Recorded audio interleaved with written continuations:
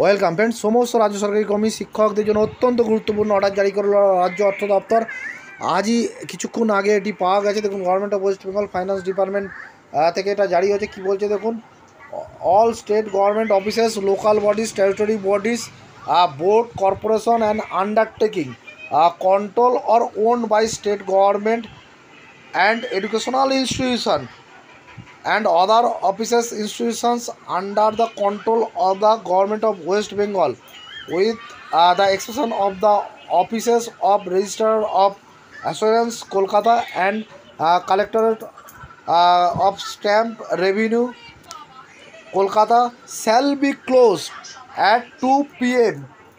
on the 12th June 2024 Wednesday on the occasion of জামাই ষষ্ঠী।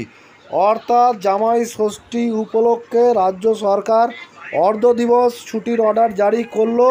রাজ্যের সমস্ত অফিস আদালত, স্কুল কলেজ সমস্ত কিছু কিন্তু বন্ধ হবে দুটোয়, অর্থাৎ অর্ধ দিবস 2টো পর্যন্ত অফিস খোলা থাকবে। তারপরে 2টোর পর থেকে কিন্তু অর্ধ দিবস ছুটি রাজ্য সরকার জারি করলো, যেটা হচ্ছে 12ই জুন 2024 বুধবার পড়েছে জামাই ষষ্ঠী উপলক্ষে।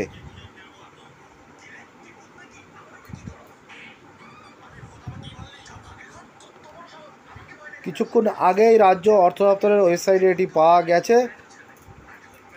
জামাই ষষ্ঠী উপলক্ষে অর্ধ দিবস ছুটি ঘোষণা করলো রাজ্য সরকার।